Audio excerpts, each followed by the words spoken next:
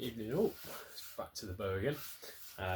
This evening all I'm trying to do is clear off some of the marks that the brown tape has left, and also just try and smooth off the edges here. And for the most part it looks like the glue line's pretty good. There's a couple of places where I'm a bit dubious about it, but all we're aiming to do this evening is just to try and smooth this out, get a nice square edge, bring the pieces of wood so they're the same width each, and just generally give it a bit of a tidy up. Yeah, that's our project for now. I'll let you watch for a bit. If I've got anything interesting to say, I'll make comment. But it does seem like the glue is sort of set properly now, which is great. And then after that, it'll be time to start marking out. I don't know if you can see that, we have now removed the riser from the back of the bow, so it might just be there is a particular word for it and I'll find out for the next video, but a simple bow where the shaft runs all the way along and it's just a simple leather grip around here rather than having a sort of a raised section here.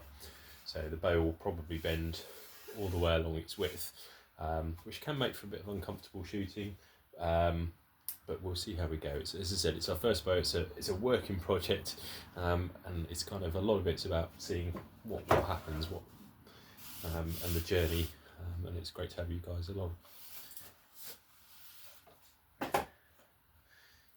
I'd just like to share this with you. This is my smallest plane in the workshop. I don't know who actually makes this. It's got a number 101 at the back. If anyone knows who makes this particular plane, it'd be great to know. I'm literally just using this tiny little plane to go along and take off some of the bits from the hickory. The hickory I'm finding it's very easy. It wants to just lift up a lot of the time, no matter which way you're trying to travel with the wood. So I need to be really careful, because if I did take a massive chunk out of it now, I've completely lost that stretch and those stringy fibres that will give that strength to the back of the bow. So I really don't want to be doing that. Once I've got the remains of the parcel tape off, what I'm hopefully going to do is seal this layer so that when we come to just sand it off, it's not going to start pulling up and causing us problems.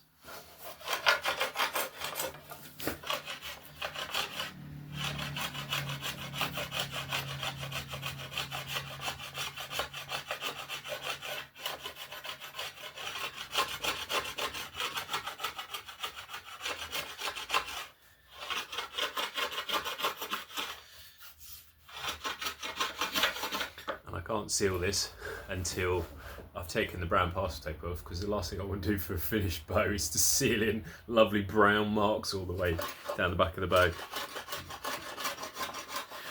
Word of warning as well, that glue, the cascamite, when it's hard, when it's cooked off, it is very sharp. It is like glass, like everyone says. And I managed to slice my finger over and get a bit embedded on the other evening, so that was quite unpleasant. So if you're going to use this stuff, just be really careful.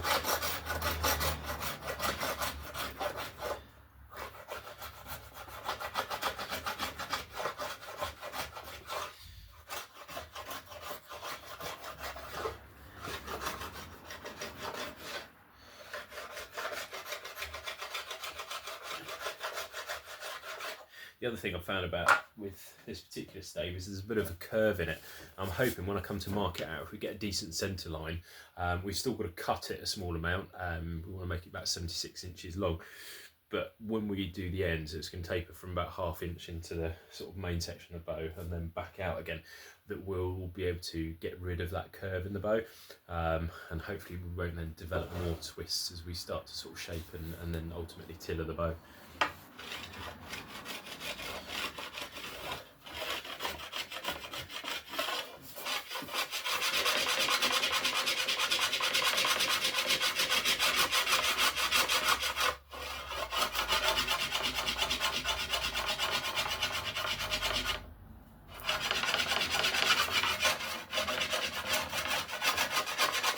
When I'm doing this, I'm actually, rather than try and go straight up and down the wood, I'm kind of trying to cut across the grain a little bit, so coming in at an angle. So if I catch the grain running towards me, where the tendency will be to then sort of catch the bottom and then lift it up, I'm kind of coming across it at an angle, so hopefully the fibres next to it will be strong enough to hold it down, and it won't lift the grain quite so much. In practice, it doesn't always work that way, but it seems to be working at the moment. I'm going to leave, it says, a bit more parcel tape mess to get off. I'm definitely using either a high quality parcel tape next time or some clear tape.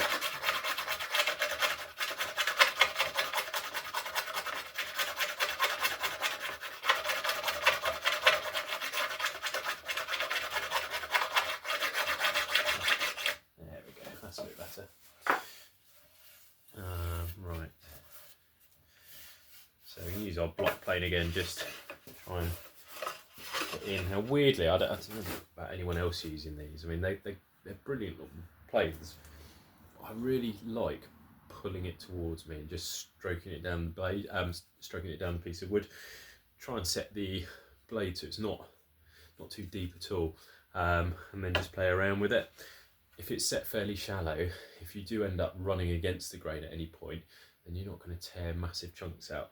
I mean, even with it set quite shallow, we've had a bit of an issue. You see it just in here where the grains has, or the wood's torn up a little bit.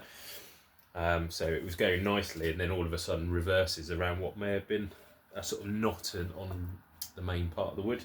Yeah, it's never ideal, but yeah, if you're taking fine shavings off, yes, it takes longer, but you're not going to rip up huge sections and make it into a lovely bit of firewood. One thing I did want to quickly show you, shows how good the glue lines are at the moment. So that's the purple heart and the lemon wood, and it's come off in a really thin shaving, and even then it's torn on the actual purple heart and not on the glue line, which is brilliant. That's what we want. So fingers crossed we've got some integrity to the joint in the bow.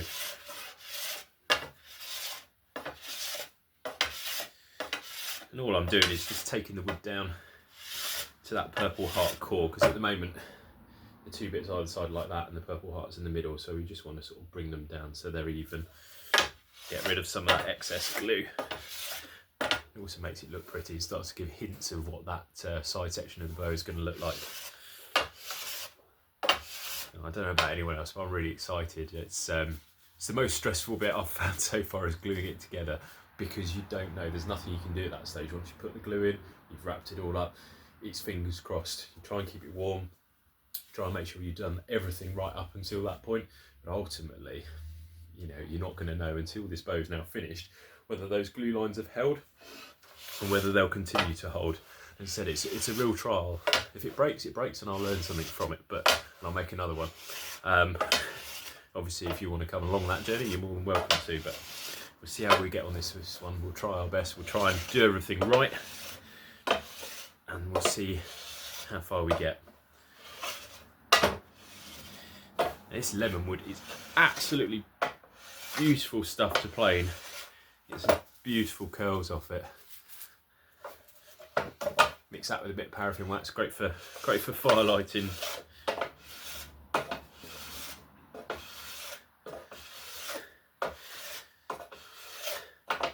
My finger is also busy reminding me to be careful with that glue and the sharp edges that are produced from it.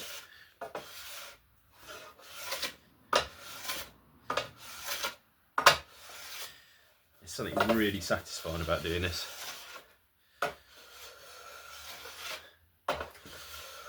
And I'll show at some point, I'll make some videos around arrow making and the process of turning a square section into an arrow. And that's really satisfying to do. In fact, if you hold fire, I'll show you one that was made earlier.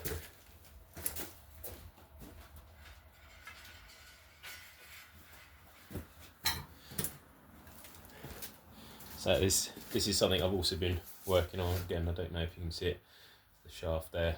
I'll run it past the camera and be able to see it. That's a lovely swan and goose fetched style wall bow arrow. It's probably about half an inch thick, I think, at its point. But yeah, mean bit of kit. I've shot that with my other bow. Completely inappropriate because the bow is way too light for this type of arrow, and And if those of you that know about the Archer's paradox, this is far too stiff and it wants to fly off to the left hand side, but we stood close enough to get it in the target, and it buried itself most of the way through. I mean, these would have been very potent weapons, but I'll do a separate video on how we made those at another time.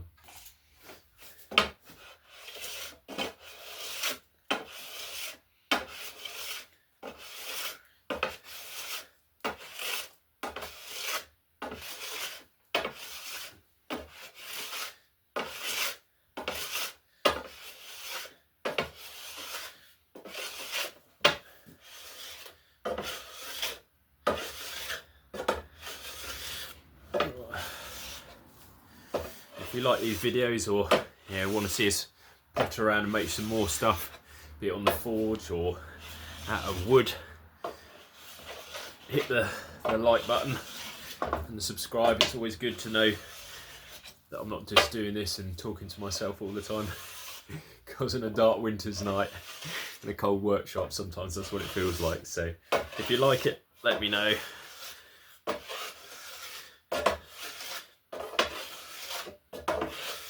For all those makers out there, it's just encouraging. It's nice to know that people are sort of appreciating what you're making. As I said, I'm not a professional, I'm a nurse by background. I've got a real affinity for making things. My happiest place is when I'm busy building, busy making things. I thought it was probably about time I shared it with other people, with a bit of gentle encouragement from one of my friends saying, oh, you ought to make a channel. Oh, no one will be interested. Sure, you will, we shall. So, time will tell.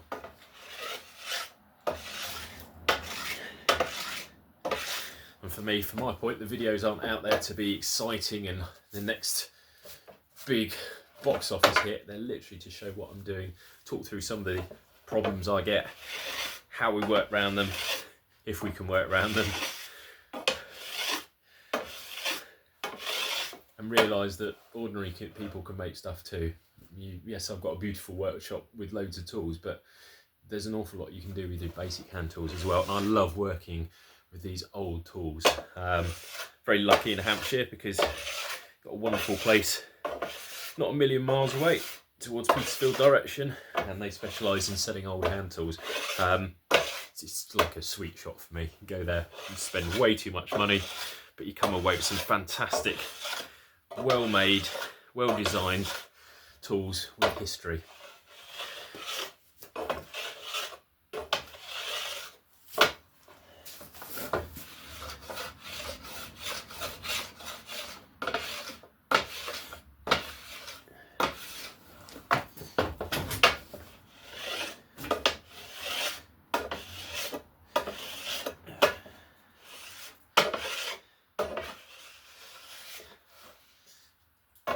I'm just going to adjust this down a bit so we take off a little bit more meat. There we go. Again, just being a little bit careful that I'm not taking off too much.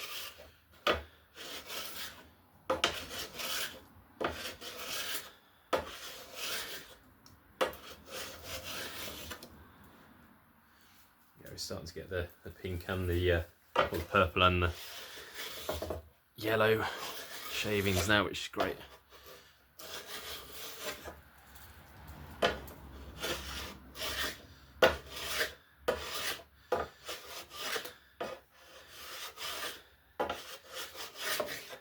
It's really sad, but I'm hoping I'll get a beautiful shaving of all three of the laminates together.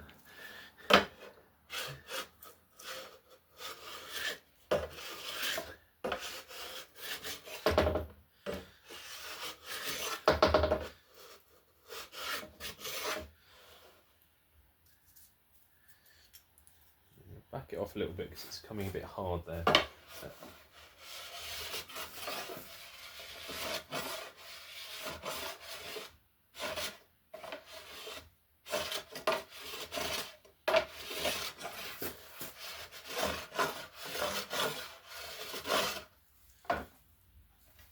Easing off the pressure as well, just using the weight of the plane. Really don't want it digging in too much. So the beautiful there's some beautiful grain pattern coming out in that that lemon wood. Can't wait to properly shape it.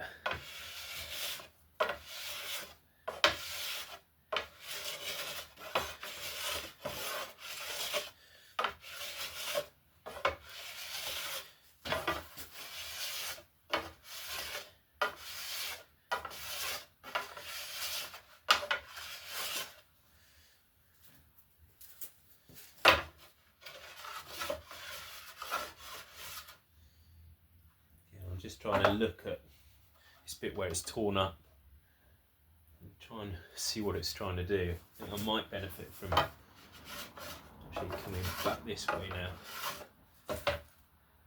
Just trying to feel which way the wood wants to lift.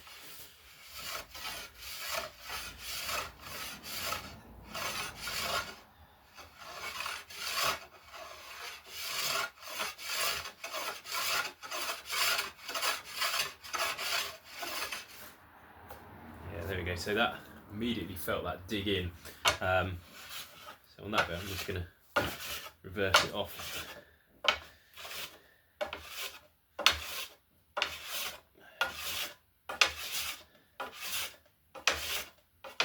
And we'll slowly come down to that. Key thing is to not force a bad position from the wood. If it digs in or if it's not feeling smooth, stop. Do something, sharpen the blade, reduce the amount of blade that's actually hanging out of the plane, or first and foremost probably try coming at it from a different direction for the wood. If it's been working perfectly and then all of a sudden it's not, it's probably not the tool, it's probably to do with the wood and reversing grain direction. And so sometimes you get the wood like that, so it's planing beautifully, you can carry on like that, but as soon as you get to this bit something wants to start lifting up because the grain is reversed.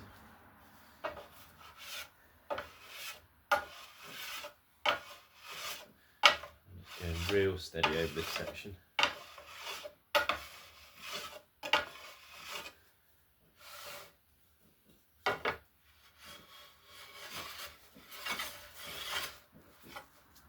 Again, it's reversed again here.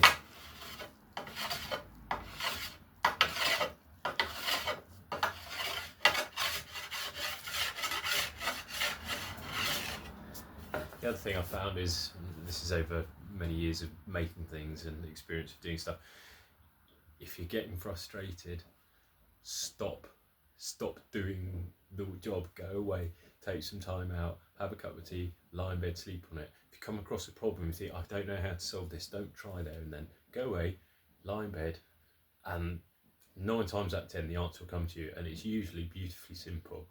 Alright, so just have a look, don't lose heart, don't throw it in the bin, and don't force a bad position. Go and have a cup of tea or a glass of squash for those strange people that don't drink hot drinks, and just have a little think about it. If it still doesn't come to you, leave it till another day.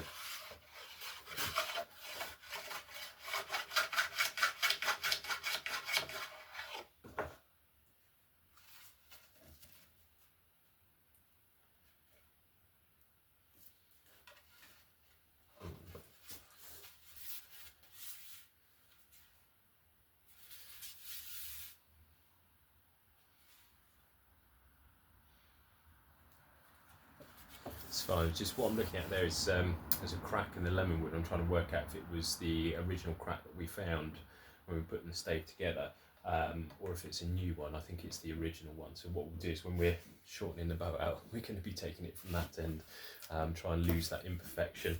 So the last thing we want is that grain then sort of, or that crack tracking into the rest of the wood and basically ruining the bow.